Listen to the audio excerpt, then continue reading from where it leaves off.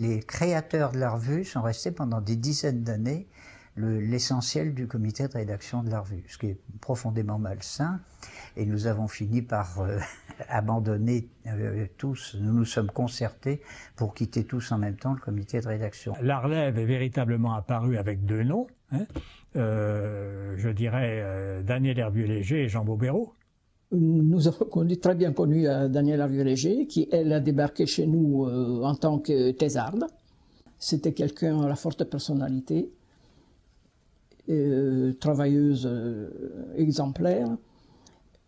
En tout cas, toute jeune qu'elle était, elle a marqué les archives tout de suite par sa présence, par son travail, par son dynamisme, etc. Elle a maintenu toutes ses promesses, elle a tenu toutes ses promesses, comme vous savez.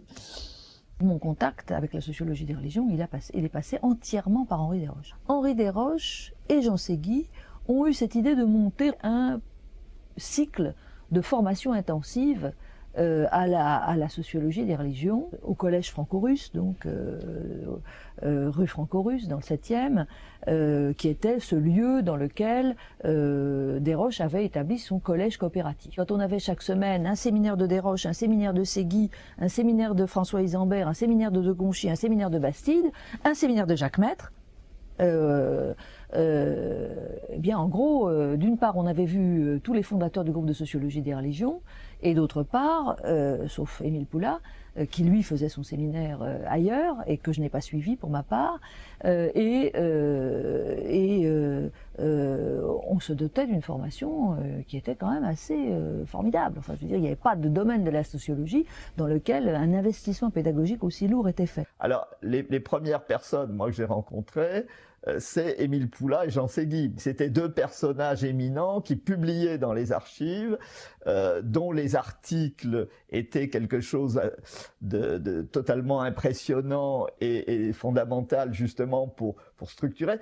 Et on allait des cours aux articles et des articles aux cours. C'est-à-dire que je crois que sans les cours, les articles auraient été un peu difficiles peut-être, mais en même temps, les cours permettaient de épancher un peu la soif qui pouvait rester après la lecture des articles. Alors, il y avait également donc deux autres, disons un peu chefs d'équipe dans les archives et dans le groupe, qui étaient Isambert et Jacques Maître. Bon. Alors, Isambert, c'était encore autre chose, c'est-à-dire que c'était également un regard sur le catholicisme, mais un regard qui nous reliait un peu à la science politique. Bon. Et moi, ce que j'ai appris d'Isambert, c'est que finalement, on ne pouvait pas analyser l'institution religieuse sans également analyser d'autres institutions. Alors, le fait qu'aujourd'hui un anthropologue dirige la revue, finalement, est tout à fait dans la logique du changement de nom en 73. Et bon, alors ça s'est fait comme ça. Le changement de nom de la revue et l'élargissement en sciences sociales n'impliquaient pas évidemment forcément que ça soit un non-sociologue qui la dirige. C'est un ethnologue, après ça sera peut-être un historien, ou etc.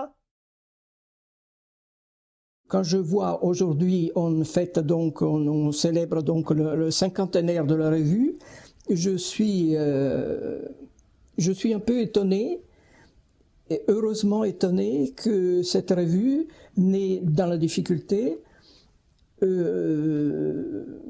seulement ait survécu, mais qu'elle se soit développée, qu'elle soit devenue aujourd'hui incontournable, en somme, en quelque sorte. À moi, d'abord, ce qui me fait le plus plaisir, c'est que la revue reste jeune alors qu'elle a 50 ans. Parce que ça, j'ai beaucoup redouté que la revue ne dépasse pas une génération. Personnellement, j'en suis pas étonné. Si la vie a continué, si on a reçu et transmis de la vie, et puis qu'elle a bouillonné, qu'elle se retransmet à son tour, je trouve que c'est ça qui est merveilleux.